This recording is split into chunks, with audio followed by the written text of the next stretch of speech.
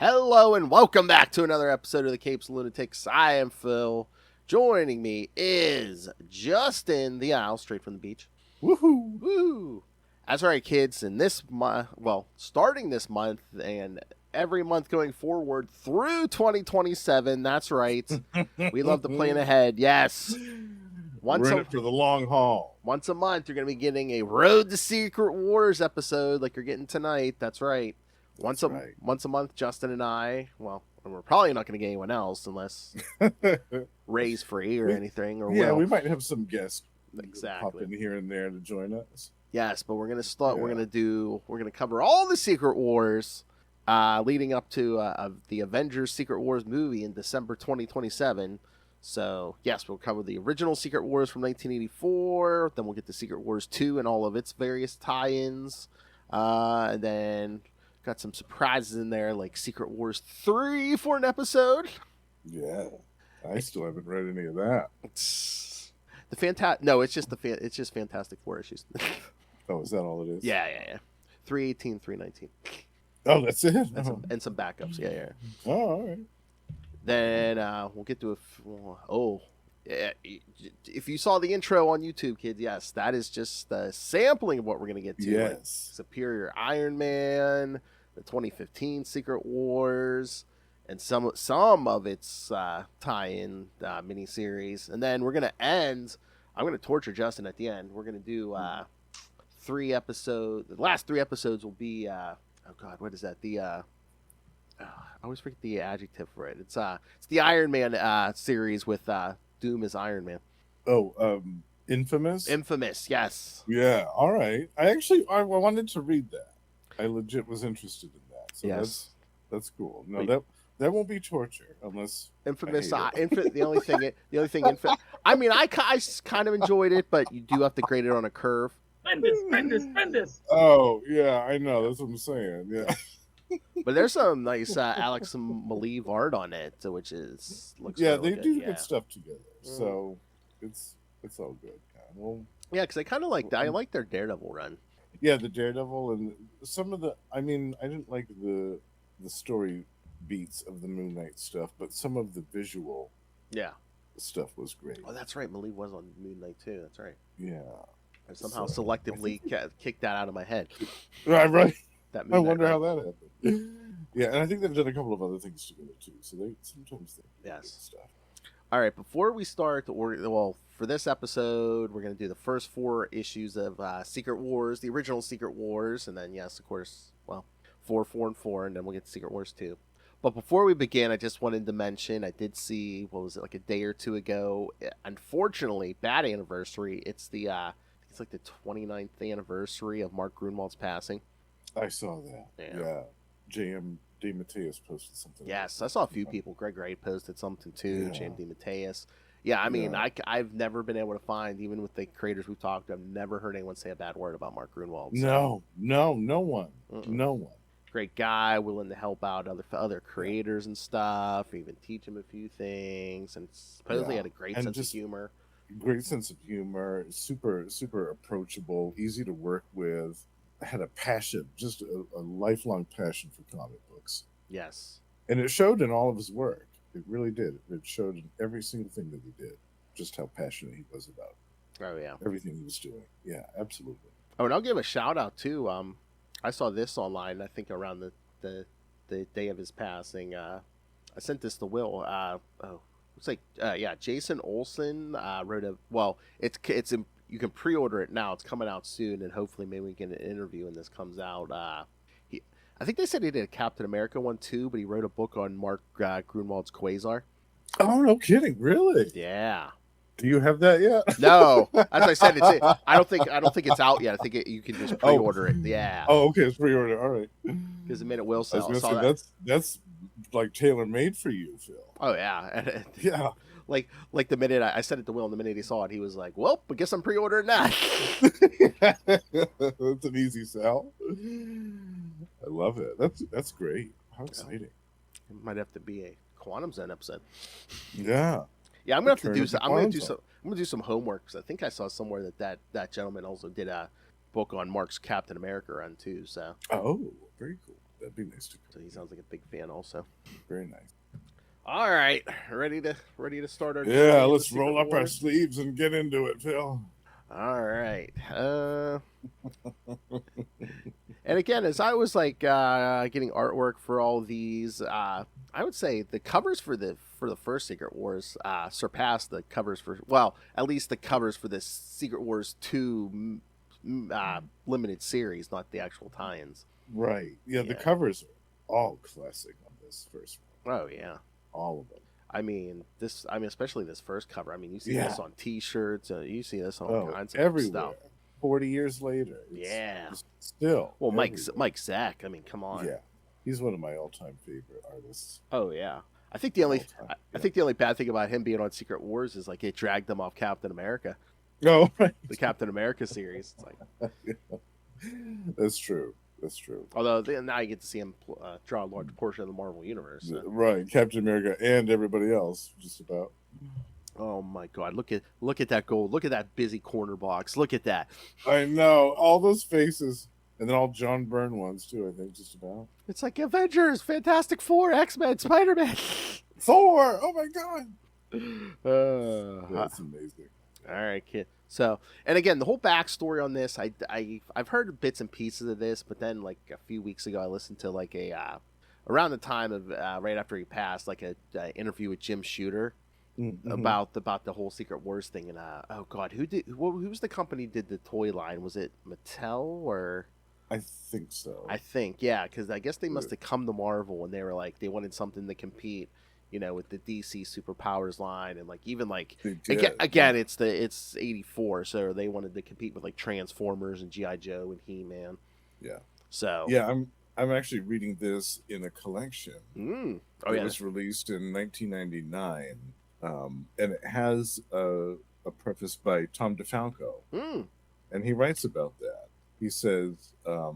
Ultimately, Secret Wars did not prove to be a very successful toy line, as those things are judged, but it was one of the best-selling comic book series of all time. It also inspired a host of imitators.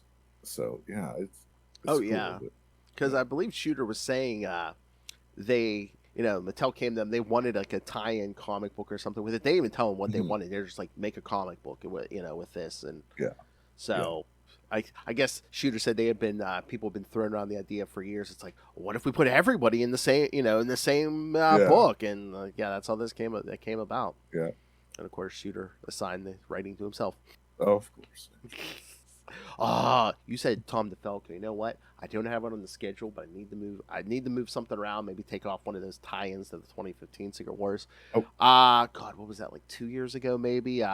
Tom DeFalco did a mini-series as like Secret Wars Battleworld that takes place. Oh, yeah, Battleworld. It's him, and I believe it's art by Pat Olive. Oh, nice. Yeah. Oh, we should talk to him about that. Yeah. And he uses like some of the characters who got action figures in the toy line but weren't in this original series. Oh, really? Yeah, and he explains it away like Hobgoblin, Baron Zemo, Falcon, Daredevil. But I mean Spider-Man's there. Yeah. So so cool. I'm gonna have to add that to the list. So kids, so that might come between Secret Wars 1 and 2. So I'd love that. That'd be great. As it was pretty. I mean, again, they were capitalizing on. Oh no, I think it was last year because it was for the anniversary. Yeah, because they were. Right. They were doing a bunch of stuff because it was the 40th anniversary. Yeah, that's right. I remember it wasn't too long ago. I remember reading about it, being interested. I was like, "Ooh, Tom DeFalco's right." Oh yeah, it's good. I'm pretty sure it's on the. I'll have to look, but I'm pretty sure it's on the app. Love it. All right. So, kids, it all starts here. Marvel Superhero Secret Wars #1, Volume 1, #1. Volume 1. From May 1984. The War Begins. Writer, as we said, Jim Shooter. Penciler, as we said. Ooh, it says here, Michael Zeck. Okay. Inker, John Beatty. Colors, Christy Shield. Letterer Joe Rosen, and editor, speak of the devil, Thomas DeFalco. Yeah, there we go. All right, so that's so funny. It's like DeFalco's editing Shooter here, but meanwhile Shooter's like editor in chief, and I know they had conversations about the black suit Spider-Man and everything. It's just... Oh yeah. All right, kids, strap in. After having entered a mysterious construct that appeared in Central Park in their respective magazines, again it says, see Amazing Spider-Man 251, Uncanny X-Men 180, Iron Man 181, Incredible Hulk 294, Thing number 10, Thor 341, Avengers 242, Captain America 292, and it says Fantastic Four 295, but that ain't right. The Fantastic Four. Oh, really? Yeah, 295 is like after Secret Wars 2. No. I think it's probably like 264, because I think it was 265 they came back. Yeah. Right? Yeah. Remember, they get home in 265 and are met by Sue and Franklin and suspiciously green Alicia. What happened to Ben? Oh God! She knows Ben's on here. She looks all green around the gills. Johnny, get your hands off her. Oh my! but sis, she can shapeshift. Superior puss.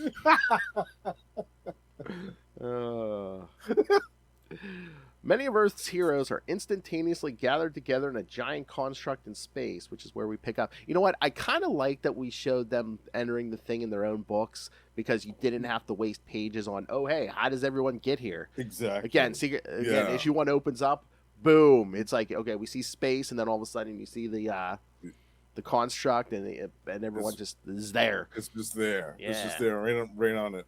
And in this collection I mentioned too, they in the very beginning, after the Tom DeFalco introduction, they take little bits and pieces from those individual issues. The Incredible Hulk one, the Fantastic Four one, the Iron Man one, the Avengers one. They take like pages from each of them. Yeah, I think or panels from them.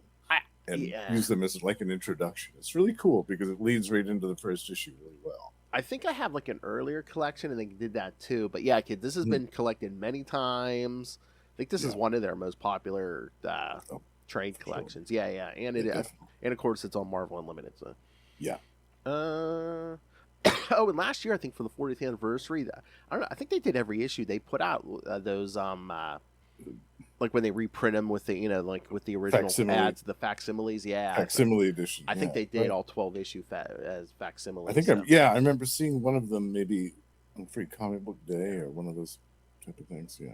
So if you like to feel floppy, hey-oh, Justin's like, no, sir.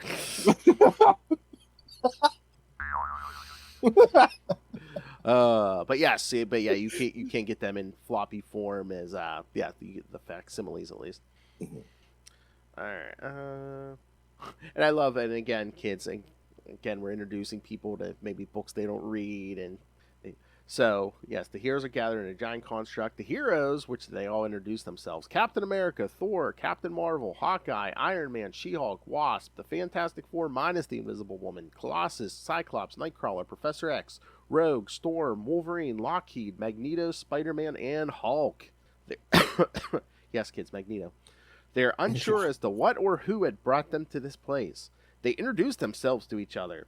Then they realize they are not alone. Across the way, of course, another construct appears housing the villains of Earth, which they don't list here. According to Professor X's mental probings, one thing the heroes do not understand, however, is why Magneto appeared in their construct and not the villains. Mm-hmm. In the other construct, the villains are just as confused as the heroes. After the villains introduce themselves to one another, both ships are hurled through space to watch a galaxy be destroyed and a new planet be created. This causes both parties to realize that a very powerful being has summoned them all.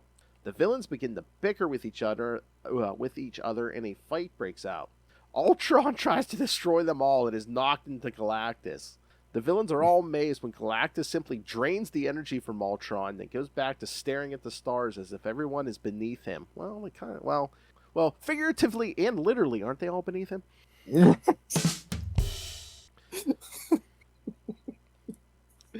I love that. Yeah, I love. Ultron just starts attacking them all, and Doom's like tells the Molecule Man to attack him. He's like, no, I don't want to do it. He's like, just knock him into Galactus, okay? Let's see what happens. And what's Galactus doing in the villains thing? I thought he was like a cosmic force in nature, neither good nor evil. I know. Yeah, I never understood that, why he was lumped in. I mean, maybe I guess because the Beyonder didn't know where else to put him. Yeah, and again, I mean, one, Byrne's not writing this, and two, I mean, I see. I think if no other comic, this one they were going after the kids. Hey, buy these toys. Right. So maybe they're just like, yes, him bad guy. He's gonna try to eat them all. Yeah. Big planet devouring bad guy. Yeah. Exactly. Man, can you imagine if we would have had a big ass Galactus Secret Wars action figure? Yeah. Oh, man. Those big like the Rancor from Star Wars. Oh man, dude, so good. And no matter what the figures were trying to tell you kids, only Captain America had a shield in this series. Right. And it wasn't holographic. No. And it was so weird because it was like those lenticular things, and I was just like, move out. It's like, here, stop, evildoer. Let me show you my secret origin. Yeah. Check this out. Yeah. Nuts. You want me to get out my Etch-a-Sketch too while I'm at it? You know where the shields do come into play? Oh God, I wonder if I should add this. Deadpool Secret Wars. Oh God. I can only imagine. Would you be interested in a Deadpool Secret Wars, Justin? I could probably be interested in it. I mean, it's basically just him between panels of this series. Right, yeah. Suddenly, a bright light appears in space, and a voice announces who had summoned them all. The Beyonder. Remember this name, kids. You'll be hearing it a lot. The Beyonder. That's right. You got to have that with it. Dramatic pause. Yeah. At least for this part of the Beyonder's story. Yes. Yeah. Although we hear him more than we see him in this first series. Yeah. He tells them that he can do anything imaginable and then orders them to battle each other, promising the winning side would receive whatever they want. He can do whatever he wants, and the winning side gets whatever they want. Mommy, Daddy! Mommy, Daddy! Will you fight and kill for me? Yes, Daddy! Ken, we gotta watch what you say here. Galactus refuses to obey the voice and tries to fly straight towards the light to force the Beyonder to give him the power to remove his eternal hunger for planetary energy. Dr. Doom follows Galactus, and when they get close enough, the light diminishes and they are thrown back. The constructs are then sent to the newly constructed planet, and the two groups of fighters placed on the planet. The heroes again question why Magneto is on their side and begin fighting over if they should defeat him or try to use his help. Magneto, however, feels that he is above most of the heroes and uses his magnetism to fly away. The heroes then decide Captain America to be the leader of their group. I love that. It's like, Reed, you want to lead? No, I'm too distracted by my pregnant wife. And no one's gonna follow the Hulk. Everyone just still sees him as a mindless brute, even though he has Banner's mind. He's like, good. Yeah. And it's like Professor X, and he's like, no. He's like, even I know everyone will follow Captain America. And I love that. I love that page. Wolverine's like, why him? And yeah, Thor's they're really playing up the whole Wolverine. Oh yeah, he was canon thing. Oh yeah, he was a huge dick in this whole series. We'll get to this. The whole thing. It's like, yikes! Who put the talcum powder in Wolverine's underpants? I know, especially the Captain America. Yeah, but I love Thor steps up and he's like, a god will follow this man. It's like, okay, yeah. Shut up, Wolverine. Shut up, Harry Mortal. Right? Yeah. Meanwhile, Galactus and Doctor Doom are seen on the planet's surface as well, after being blasted back by the powerful light. Galactus is unconscious as Doctor Doom returns to the rest of the villains and tries to convince them to help him steal the Beyonder's powers instead of going along with the Beyonder's game. The villains think Doom is simply afraid of playing the Beyonder's game after being shot back by the light. And Doom is disgusted at their simple minds and takes off in a vehicle to seek out counsel with Mr. Fantastic. Kang uses the grounded construct's weapons and shoots down Doom's vehicle. The heroes go see it go down and move to investigate, which is kind of stupid because even Kang, isn't it like his thought bubble was like, oh yeah, I might be his descendant, or he's my ancestor. Yeah, I forgot about that crap. I mean, unless he's thinking it's like an alternate timeline, but I'm like, okay, dummy, yeah, kill Doom and see if you're not born kill now. your ancestor. Yeah, great idea. Let me see if I can wipe myself from existence. Boom. Yeah, smart. Well, must be the Dumb Kang variant. Yeah, I forgot about that where they thought they were related. Oh yeah. I think they played that up. What, at like early Fantastic Four? It's just like, you wear armor, I wear armor. We must be related. We both, yeah. Wow, yeah, gotta be. Finding Doctor Doom lying in the rubble, Captain America tries to help him to his feet. Doom is unable to tolerate the heroes' pity, and he attacks them in frustration before fleeing. Iron Man warns the heroes they are about to be attacked, and the villains unleash the first assault on the final page. To be continued next issue. To be continued. Our first cliffhanger. So yeah, they once again go into everyone was taken at the end of their own solo series. You have Visible Girls in here because she's pregnant. Iron Man is not Tony Stark, but James Rhodes. So, because he's still kind of new being Iron Man here. Right. Because he really wasn't hanging around with the Avengers. He kind of like said, since I'm a new guy, I'm not really up to being in the Avengers. Well, until he joins the West Coast Avengers, but right, which happened shortly after that. Yeah. And Professor X can walk here, even though the Beyonder put him in a wheelchair when they showed up. He's got a new spiffy old clone body. Yeah. Yeah, Cyclops was on his honeymoon. He needed a break from that Madeline Pryor. He didn't want to get chafed. Oh! Shouldn't she have to worry about that with that costume? Oh, that's later. Oh yeah, but the Hulk has Bruce Banner's mind, which he's slowly losing. Yeah, it won't be long before that's done. Because he's half a dick in this too, but but it's because he's losing his intellect. Yeah, there's lots of stuff going on there, and Storm's rocking the mohawk. Yeah, in this one. Love it. Yep. Oh yeah, you can see that cover. Yeah, Monica Rambeau, Captain Marvel. Yeah, love it. It's great. Rogue in her original costume. Which I'm trying to remember if she did more in this series, but these first 4 issues, Rogue really doesn't get much to do. No. I don't think. Does she even get dialogue in these first 4? I don't think so. I don't remember her saying anything. She's kind of window dressing, and I know she was trying to get control of her powers, but like she doesn't try to absorb anyone's powers or anything. It's basically just like, we see her flying in the background. Maybe she'll throw a punch or something, but that's it. Yeah, kind of wasted potential there, right? Yeah. Oh yes, and we can get we'll get to this in Secret Wars too. Yes, Doctor Doom's supposedly dead, so how is he in Secret Wars? Well, stay tuned, kids. That'll be in those Fantastic Four tie-in issues, Secret Wars too. Yeah. The Lizard's here too, which I don't know why. Yeah, random, right? Here, join these villains. Random. Join these villains. Don't eat anyone though. Yeah. Well, we don't have to worry about that if Todd McFarlane's no. That or there was a there was a story during Brand New Day gag. Oh yeah, Shed with his kid. This kid, yeah. He ate Billy. Yep. I forget that.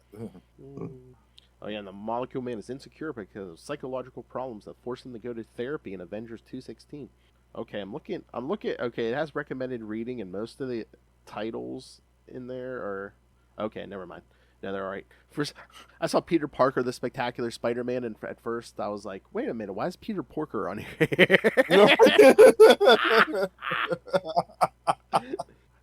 I think that was a certain parody movie of this story, kids. Yeah. All right. So, thoughts on this, Justin? I really like this one. When I started reading this, it was when it was coming out, but it wasn't right away.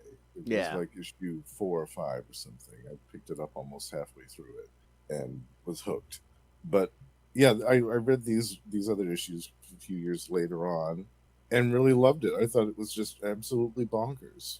And the whole part with my favorite is the part with Ultron and Galactus. Yes. Where he just like casually bumps into Galactus and Galactus just snuffs him out like blowing out a candle. It's so funny.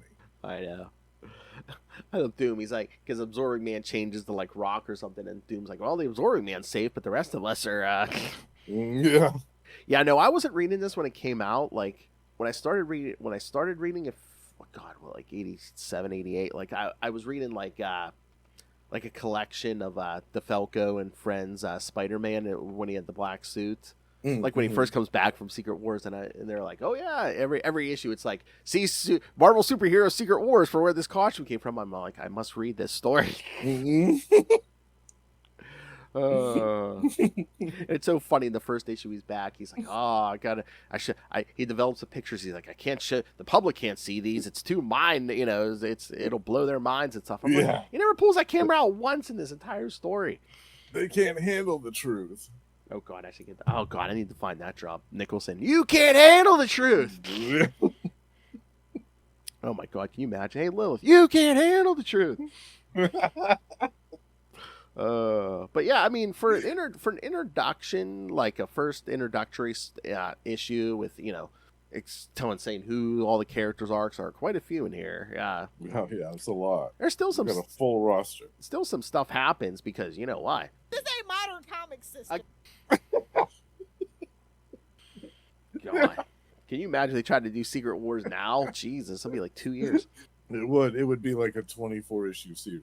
But it was cool, like this series, it's like, again, all the characters left from their own books 1 month, and the next month they come back, and they're like, oh, you want to know what happened between these issues? Yeah, go, read Secret Wars, which will be taking place this year.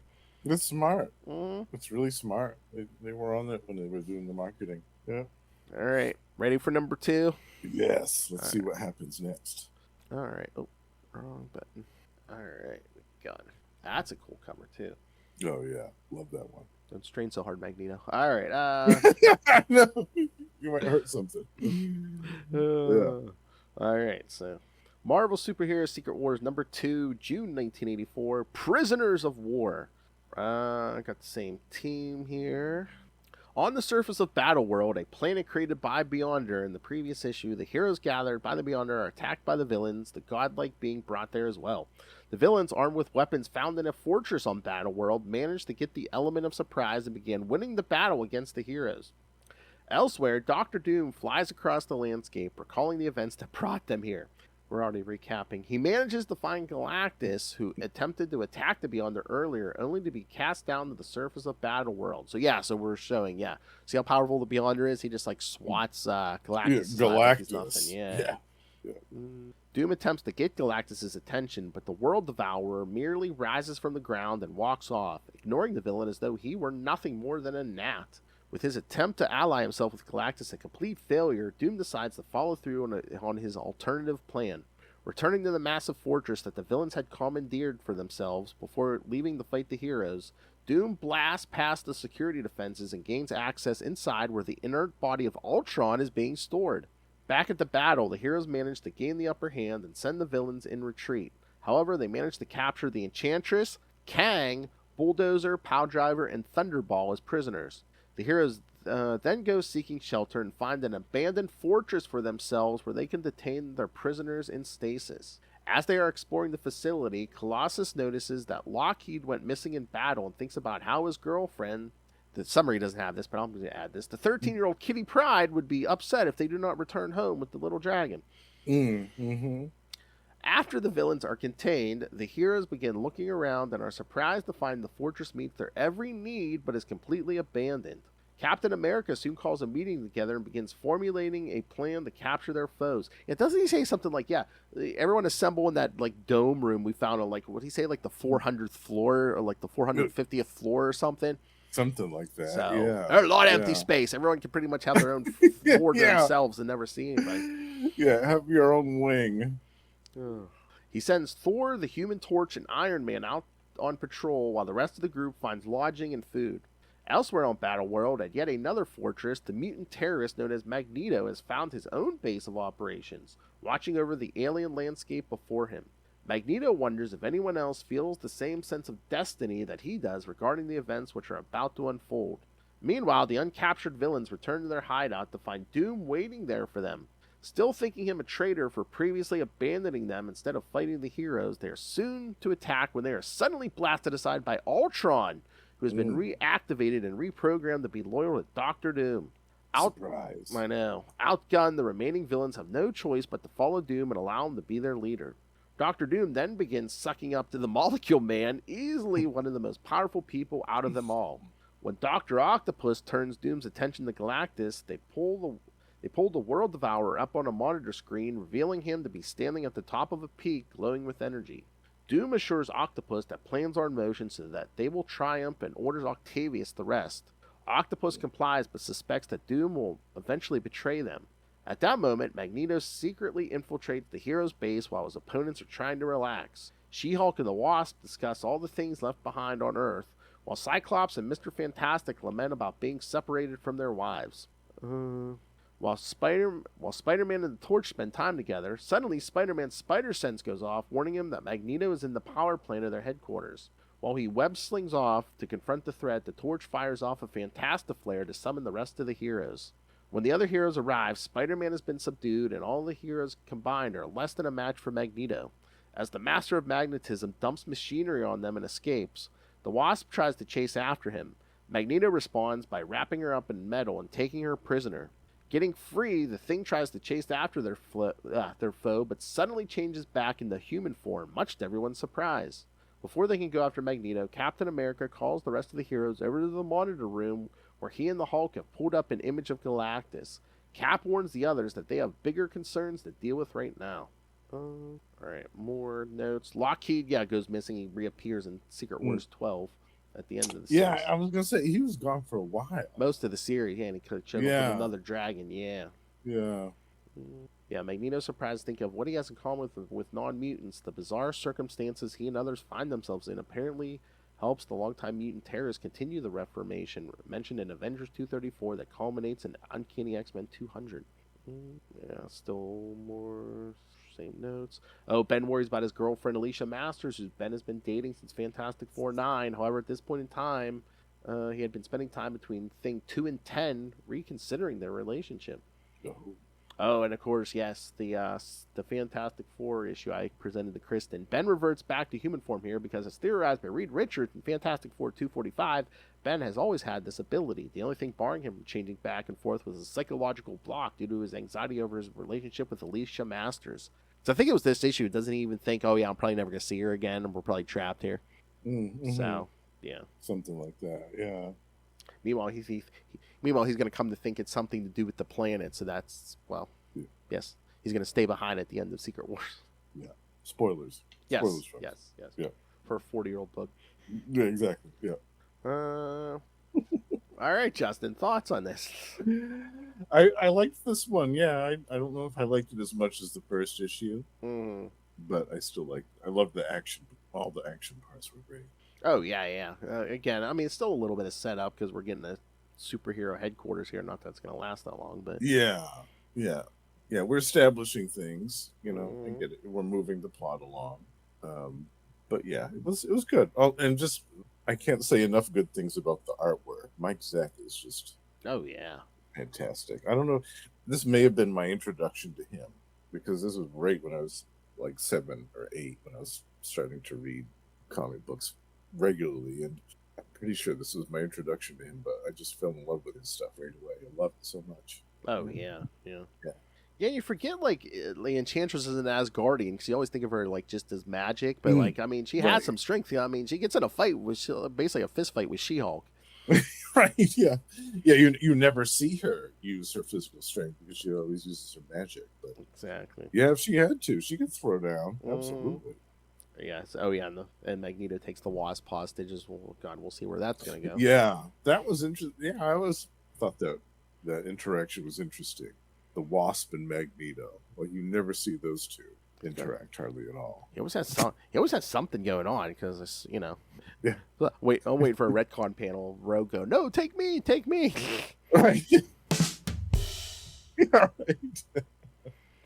And this is also a time capsule in a lot of ways, because it was when they were calling him Magnus. Yes. No Eric yet. Yeah. Yeah, Magnus. Yeah. So funny. It's like Xavier forgot his real name for the first however many decades. That was his pet name. Oh. When they were going steady, Hey! They just experimented in college. Come on. Oh, yeah. Oh, Magnus. If only you weren't such a bad boy. I can read your mind, Magnus. I know what you're thinking.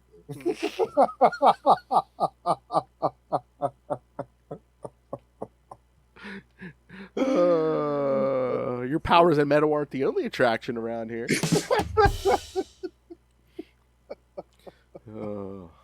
I mean, he must be a hot dude. I mean, half these heads on this cover are looking at his butt. I mean, look at it. Yeah. He's got to be caked out. Who would have thought you'd be saying that about a Holocaust survivor? But again, Lilith has her theories. His magnetism keeps him young. That's it. Yeah, it's the modern day fountain of youth. I swear, anymore, like I swear, half the people who have any kind of superpower, it's like, I have a limited healing factor or something. Yeah, especially mutants. Definitely. All right. Yeah. What did you think of this one? Oh, I liked it. Like you said, one was probably better, but again, there's still some setup here, like getting the superheroes headquarters and stuff. Yeah. Yeah. All right, you ready for 3? I'm ready. All right. Oh yeah, one of my favorites. Yeah, number 3, kids. Yeah, there we go. The X-Men get their asses handed to them. It happens here. That's right. All right. All right, let me get the synopsis here. All right. Marvel Superheroes Secret Wars number 3, July 1984. Still got. Yeah, I'm pretty sure we got the same team all throughout. We didn't get there wasn't like someone drop out and drop in. Mm-hmm. I mean, we'll see as we go on, but yeah, I'm pretty sure. A powerful storm rages across Battleworld, and Magneto watches it from his hideout before releasing his prisoner, the Wasp. When the Wasp threatens to bring the hideout down around them, Magneto suggests that it would be a bad idea with the storm raging outside and suggests that they call a truce for the time being. So basically, baby, it's cold outside. Oh, yeah. Yeah, essentially. Magneto then tries to charm the Wasp as well as try to convince her that he is not the monster she thinks he is. Isn't she just like, oh, might as well, nothing else to do?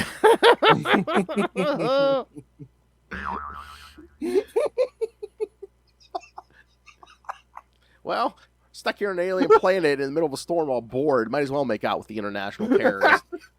If I have to. God. Well, we've seen it happen with many famous, an older man, a younger woman. We've seen it many times. While at the hero base, Ben Grimm and the Torch watches the storm looses some massive rocks that come crashing down towards them before being destroyed by Thor. This has Hawkeye and She-Hulk on guard for the moment when they realize there is no danger.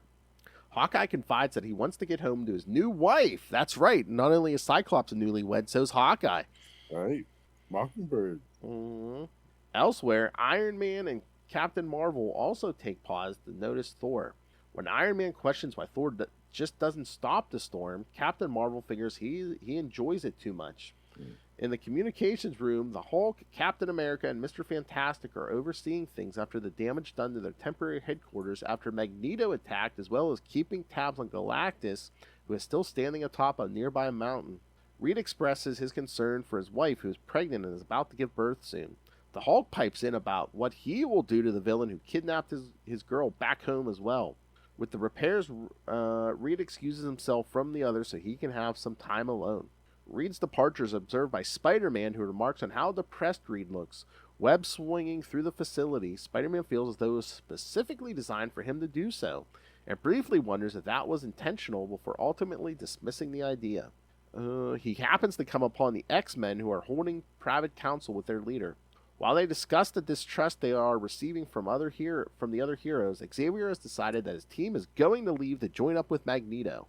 Once again, people don't trust you. Maybe don't align yourself with the international terrorist. Life choices. Exactly. Relationship, it's complicated. Yeah, exactly.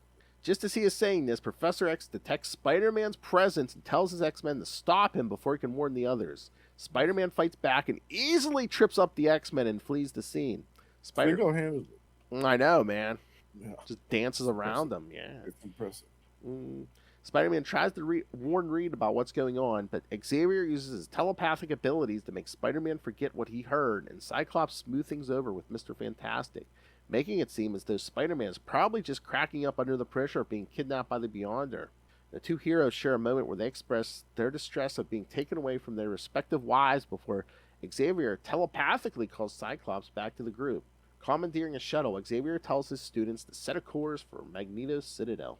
At that moment, Magneto is in a teleconference with Dr. Doom and refuses his offer to join sides. Doom warns him that he will live to regret that decision.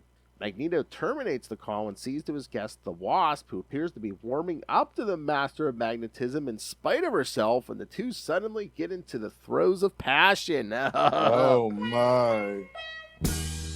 Ah, my dear Janet, if anyone knows a thing or two about attraction, it is I. Oh, God. The Master of Magnetism. Yeah. This gave me, this whole scene with those two of them gave me horrible flashbacks to Dazzler, the motion picture special. I know. Also written by Jim Shooter. I know. Was it the first issue? Was she one of the ones who said, "Oh yeah, he's like a murderer and a terrorist"? Exactly. Yeah. And he's like, I never murdered anyone except for that submarine full of Russians. Full of Russians. Yeah. But they fired at me first. Yeah, and a bunch of other people. Ugh. While at Doom Base, Dr. Doom has two test subjects, Skeeter McFerrin and Marcia Rosenberg. Utilizing the devices within the lab, Doom endows them with superhuman powers. As Volcana, Rosenberg has the power to channel volcanic plasma, and Skeeter, now calling herself Titania, has been given enhanced strength. Which is so funny. She comes out of the thing wearing like a dress, she obviously outgrew. Then like a panel or two later, she's like in her costume. I'm like, okay, so was she just like stripping down and changing in front of Doom and just like, Yeah, she doesn't care. I was trying to remember. Get a load of this, dude. Yeah, I was trying to remember. We get a little later. We get a bunch, like a little bit of background on Volcana, but do we ever get any background on Titania? Eventually, you do. Okay. I think. Yeah, eventually they deal with it. All right. I think it's after her and the Absorbing Man become a couple. They do more stuff with her character.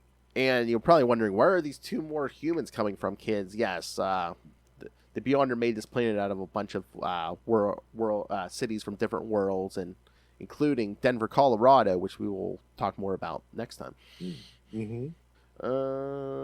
Doom then brings his newly empowered minions to meet the other villains gathered. There, Titania intends to prove that she is no longer the scrawny woman she used to be by trying to pick a fight with the Absorbing Man.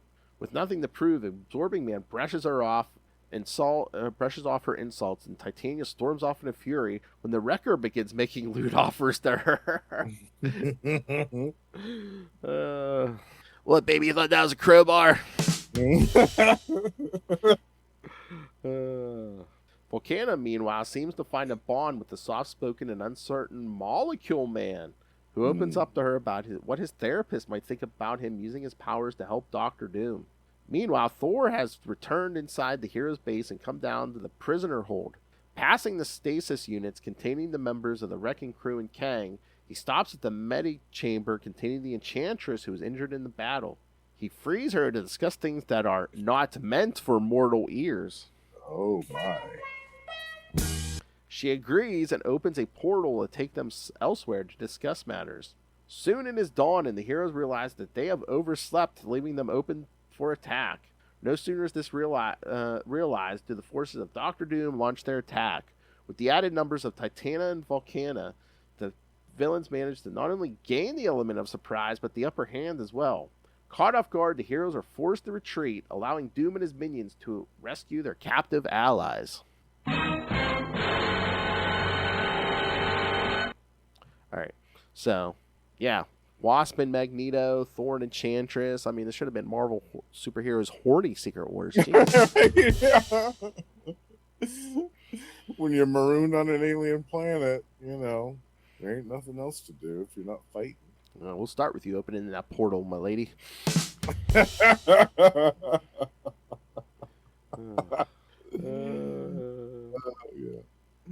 Oh, yeah, the Hulk mentions his kidnapped girlfriend, Kate Waynesboro, who was kidnapped by Boomerang in Incredible Hulk 294. Oh, right. Yeah. And Skeeter is actually the second Titania. The first Titania fell victim to the scourge of the underworld. Yes. Yeah. Bar with no name. That's right. She was one of the many casualties from that fateful evening. That was after this. So Yeah, I know. So I wonder what were they just like? Was Grunwald just like, we got 2 Titanias? Yeah, whatever. Yeah. they were kind of fast and loose. Yes. But, yeah. I was trying to think. I don't think Captain America never got a Secret Wars 2 tie-in, did he? I don't think so. Man. I don't remember it. I'm trying to remember. I have him on the list. I'll have to look. Because he was with the Avengers, I guess. Maybe they. Yeah, maybe. Yeah. Yeah. Right. Yeah. Oh yeah, and Rogue mentions how she once fought the Avengers. Okay, that's one thing she says. Okay. Yeah, when she was with Freedom Force. Yep. Avengers Annual. Avengers Annual 10. Yeah. Yeah, it's good stuff. We'll cover that one someday, maybe. Oh, definitely. Yeah. Oh yeah, the Titanium Volcano from Denver, Colorado, which is revealed to have been brought to Battleworld. Yeah, we'll get to that next time. Mm-hmm. Oh, that's right. The private council between Thor and the Enchantress is expanded upon in Thor 383. That's right. I forgot about that. Yes. That's a great Tom DeFalco issue. That subplot gets bigger and longer, kids. Oh boy, does it. Oh yeah. Yeah, and again, the Hulk's having a hard time thinking because he's losing Bruce Banner's intelligence, something he completely loses by Incredible Hulk 297, thanks to a certain someone. Okay, that's about it. All right, so Justin, thoughts on this one? Yeah, this was another good one. I mean, the whole thing with Magneto and the Wasp making out is weird. Like when I said like I like seeing interactions between the two of them, I didn't mean that way. Like. Yeah, they could have had like some kind of philosophical debate about when violence is appropriate or how far to take violence, but nah, we're just gonna make out. Or like he could have shown her some respect as being leader of the Avengers at this point, but no, they hit the. Magneto again. Like the first issue in that, like Magneto thinks he's so far above humanity and stuff, but I mean he falls prey to the same thing as any mortal man. Superior puss. Or superior dong, take your pick. Yeah. And Wasp was covering it all up back then too. She wasn't showing any skin. Oh, that's true. How I think that from when they came back from Battleworld, I think Spider-Man said they were there for like a week or something. It's probably the longest the Wasp has worn one costume. I know. She's like, I can't stand this. I've been wearing this for 7 days. But yeah, forces massing against him. Magneto should have other things on his mind, but he's just like, I'm going to the hole on principle. Yeah, well, I mean, I get it if the moment takes you. And the Watcher would be thinking of nothing but escape, but meanwhile she's just Daddy. Yeah, right. But we see that there was a purpose behind this later. We see it. Yes. We see what we were busy boning.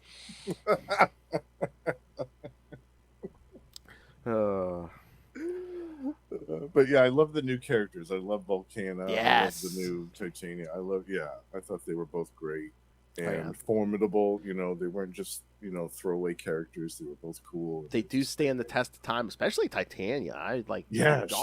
She's still around. Oh, she was, me and Russell were reading the last She-Hulk series that came out last year, and she was in that. Her and Absorbing Man Fight Club. That's right. Yeah. They've kind of turned over a new leaf, and they're not strictly criminals anymore. So because they had made appearances in Mortal Hulk too. Right. Yeah. It's cool. Yeah, I like that. All right. Ready for number 4, our last one this time? Things escalate quickly in number 4. Oh yeah. Yeah. I'm sorry. Well, that escalated quickly. All right. Oh yeah, the cover's going to kind of give away what the peril they face. Yeah. There it is, folks. Whoop, there it is. All right. Whoop. Marvel Superhero Secret Wars number 4 from August 1984. Oh. Situation hopeless! Exclamation point. The forces of Doctor Doom have forced the gathered heroes to flee and destroyed their headquarters. A victory for Doom and his minions in Beyonder's ongoing secret war. Spotting their foes fleeing the scene, Titania and the Wrecking Crew begin tossing debris at the heroes. Goaded on by Volcana, the Molecule Man one-ups them all by using his powers to raise a mountain from nearby and dropping it on their enemies, seemingly killing them all in one fell swoop. While the others cheer, Doctor Doom is not entirely convinced that that was the end of their foes. Elsewhere on Battleworld, Thor and Enchantress are still having their private council about the Beyonder. Recalling the Beyonder's offer to grant them their fondest desires if they slay their enemies. Oh, you know, Thor's like, oh no, not the Beyonder. You could grant my deepest desire.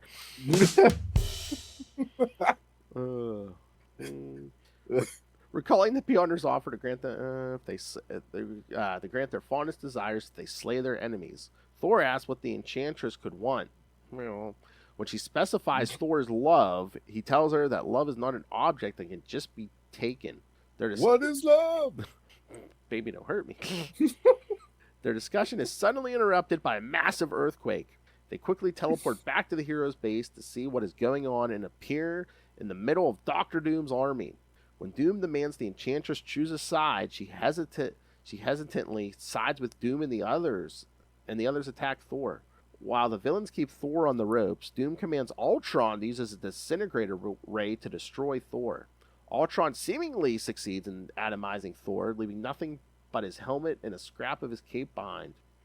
After this second seeming victory, Doom recounts that the X-Men were not among the heroes, and that their work is not yet done. However, he pauses to deal with some more pressing business first. Recalling how Kang tried to kill him when they first arrived on Battleworld, Doctor Doom orders Ultron to kill Kang. The time traveler tries to beg for his life, but is of no avail, and Ultron slays him. I don't gotta worry about my existence, kid. I love we just threw villains in here for cannon fodder. I mean, Ultron got better, but yeah.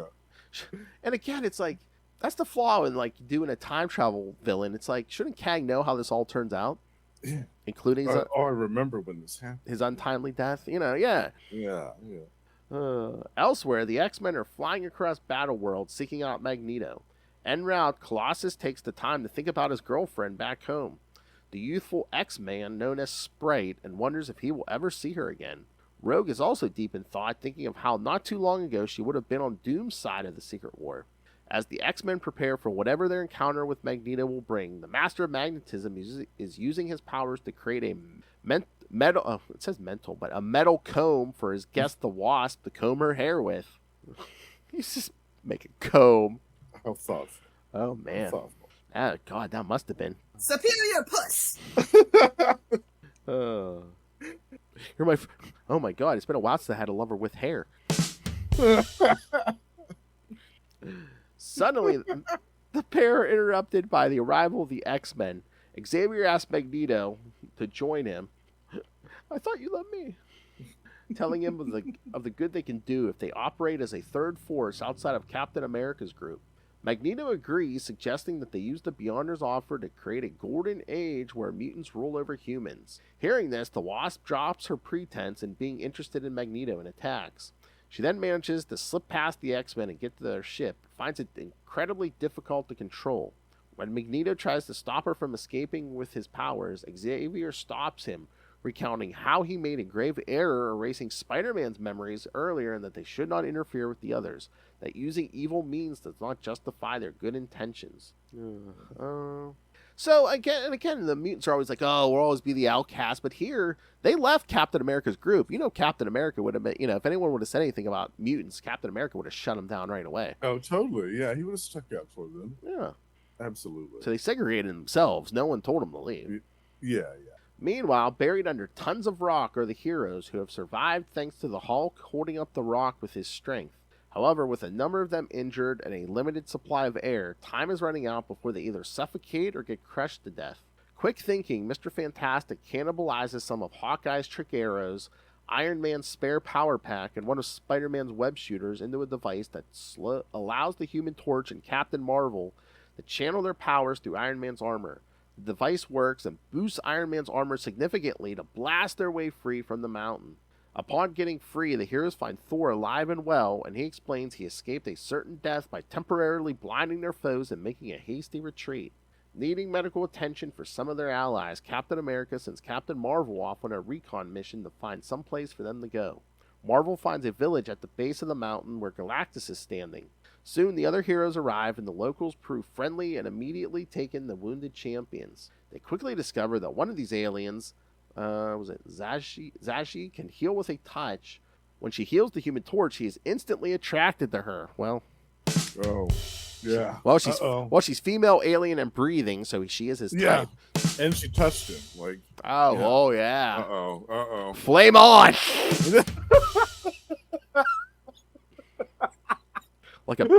like a Bic lighter, that kid.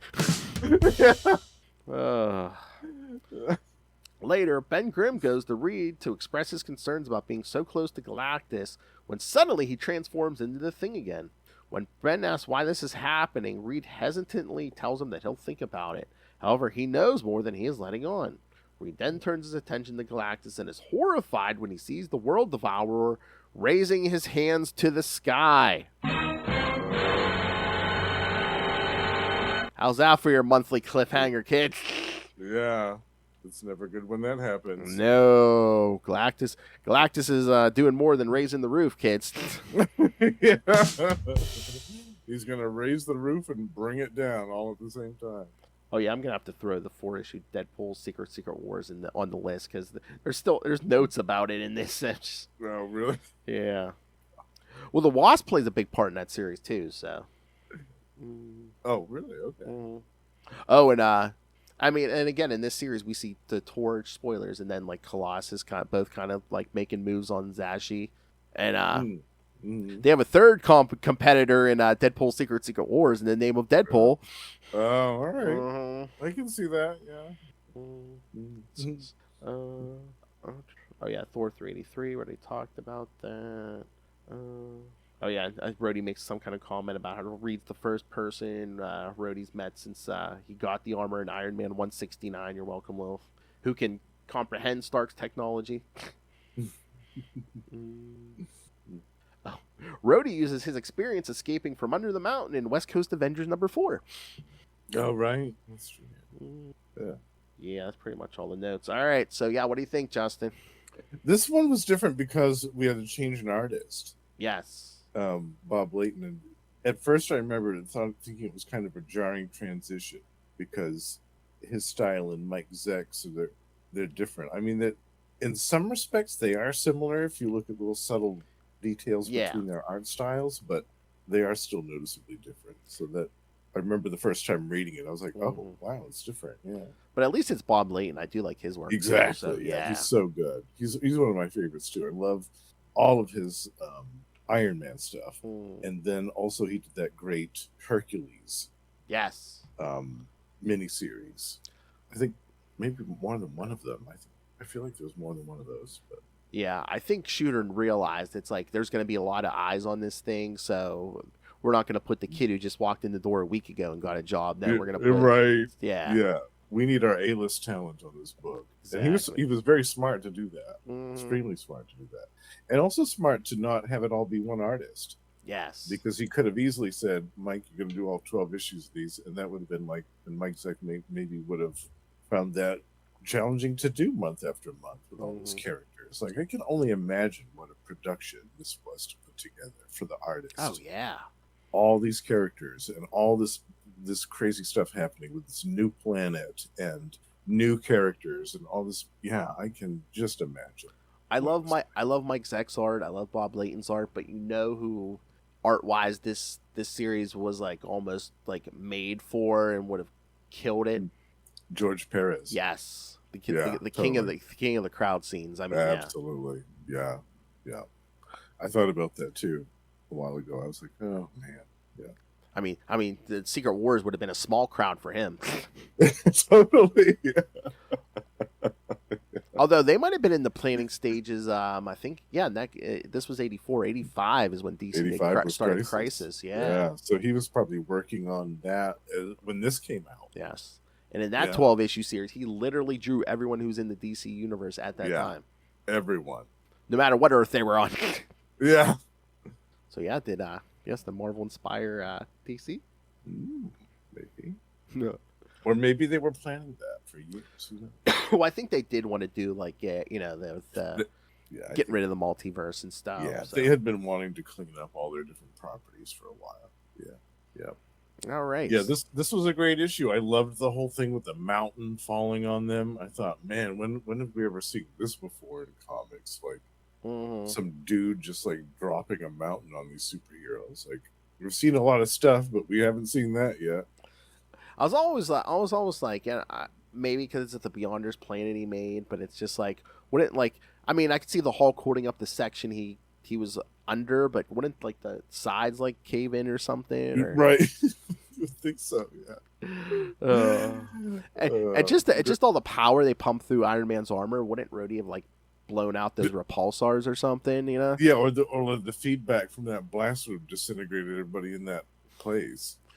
I mean, I can see maybe being able to channel it out, but I mean, I don't think you're pumping cosmic ray powered Human Torch and Monica Rambeau, who can become any energy, form of yes, energy. Yeah, through that armor. I'm just like, wouldn't that burn it out? Yeah. Poor Rhodey. He's probably like, what are they doing to my armor? Oh, God.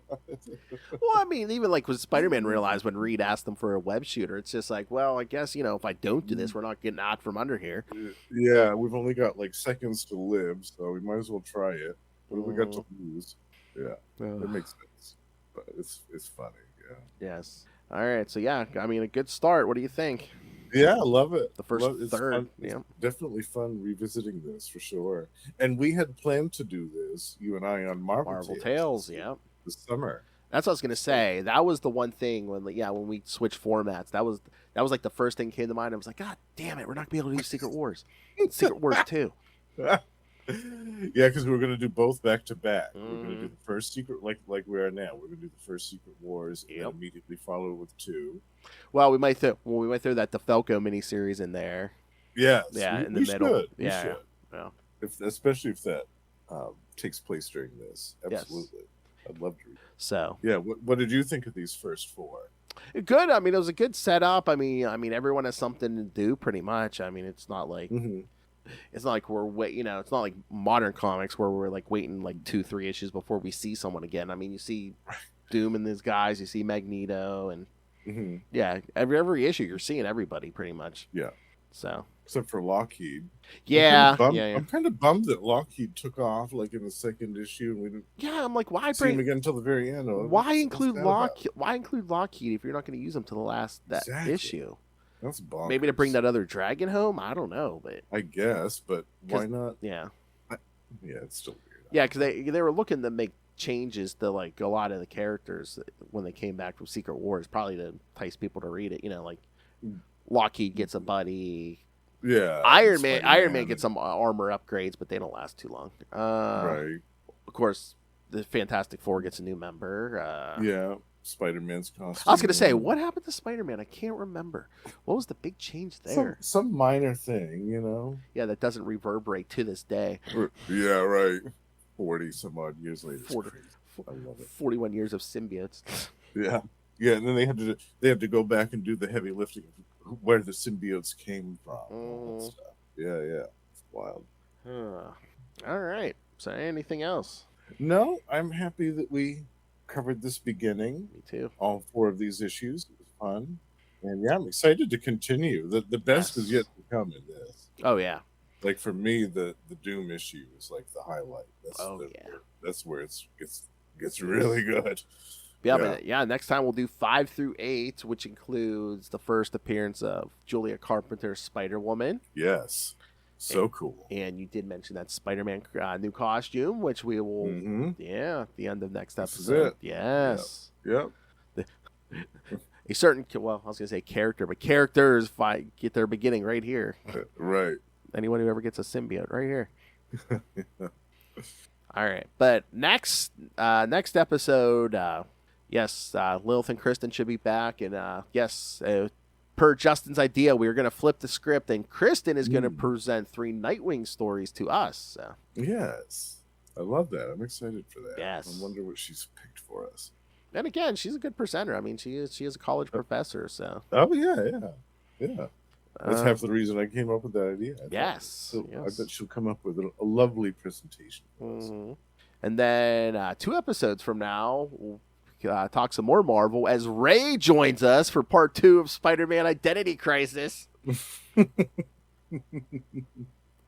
I don't know if I announced it, but yeah, not only will we get the next part of Secret Wars in September, but we're going to have some creator interviews, including returning guests JMD Mateus and Kelly Thompson.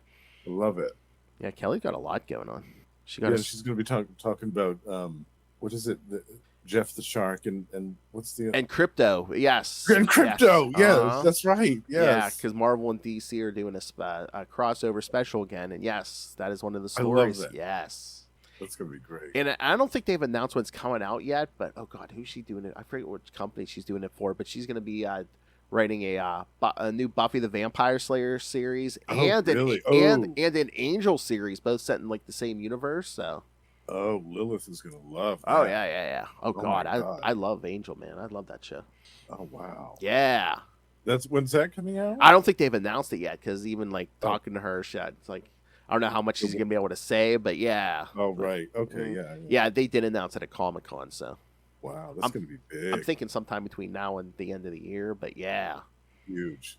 I wonder who's doing that. I bet it's either IDW, Boom, or Image. Yeah, because that's my thing. Yeah.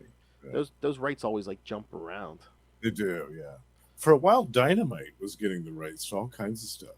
But they've slowed down a little bit, it seems like, in recent years. Dynamite, yeah. Yeah, love Dynamite. Yeah, there's a cover. Wow, so cool. Mm-hmm. Oh, you know, it'd be great if that was out by Halloween. Oh yeah, strategic placement. Right? Yes. Yeah. Or even just for us for the review. All right, kids. Yes. So next month, more Secret Wars. Next week, the ladies return, and we talk some Nightwing, and then 2 episodes. Ray returns. So. Yeah. Gird your loins. The Hard Master will be back. Talking some slingers. That's right. Well, at least those costumes, yeah, because it's still going to be Spider-Man. Yeah. Well, all right. So, so send us your thoughts on Secret Wars, Nightwing, the Slinger stuff. Email us, CapesandLunatics@gmail.com, or call the voicemail 614-382-2737. That's 614-38-CAPES. And again, you can find us on pretty much all social media, now including TikTok and Reddit. You could find, help support us by buying merch at TeePublic and Spring. And again, the Queen demands that, hey, just rain random money on us for no reason because we need the money. Gimme. And of course, the Patreon, where again you get exclusive uncensored content. It could be anything. Again, Justin drunken unboxing video, Lilith at a panel, Friday the 13th review. Yeah. Again, July and August, a 2-part special for me and Lilith on the horniest decade of comics, the 90s. So, with many visual aids. So yeah. So go subscribe, and when you subscribe, like Justin, yes, you can suggest topics for us to discuss. So tell us what to do by going to patreon.com/CapesandLunatics and signing up. More vicious and brutal than ever. All right. And right. Join me in the Patreon elite. Yes, please. And also the Hard Master Ray is there also. That's right. Come on, kids. Ray's lazy. If Ray can subscribe, you can subscribe. Join the Cool Kids Club. Exactly. All right. And yeah. All right. And of course, if you need more Justin and talking more comics, you can always catch him on the Lost Library of Legends. So tell him what you're doing, Justin. Yeah, later on this month, we'll have an episode out on Valeria, the She-Bat, from Neil Adams' Continuity Comics in 1990 3, I think it was. And also another episode of Adventures into the Mindscape, the Sleepwalker podcast with my pal Russell. Yes. We're going back to the 90s here, bitch. And again, speaking of Kristen and her favorite character, Dick Grayson, you can get her book on Amazon, Dick Grayson Boy Wonder, that she put together with a bunch of, there's some comic creators, some fans, but a bunch of essays on Dick Grayson. And trust me, kids, you will learn something, even though you think you know it all. So, treasure trove of info. Exactly. And again, catch me everywhere on social media, Podfather Phil. And if you go to Podfather Phil or Capes and Lunatics social media, you can read the new blog I just put up yesterday. It's been a minute since I put up a blog. Oh yeah, I saw that you did something new, didn't it? I had to again, as always, I had to get that Spider-Man marriage off my chest. So yes. Oh yeah, you've been bottling that up for a while. Letting it out in drips and drabs, but there's a whole ass blog about it. So yeah, go check that out, kids. It's good. You got to get it out of your system, Phil. You got to get it out of your system. Yeah. All right. So maybe I'll go on there too. I'll go on that blog and put some rants up about identity crisis. Oh yeah, please. Civil War and all that crap. Maybe I'll do that. Again, just send me a document. Yeah, I'll throw it up there. Yeah, come on. Yeah, we used to have that plan to do like a group vlog, and then like I think Charlie did 1 or 2, and then of course Lil was too full and busy. All right, kids. Thanks for joining us for another week. The two of us have been your Capes. Ampersand. Lunatics!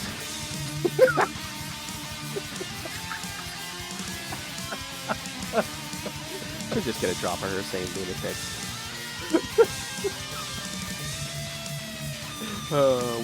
We have been your Capes, Ampersand.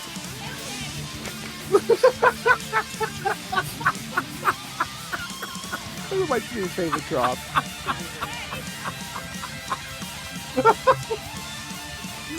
You like to be ready, Lilith. I can't help but playing those.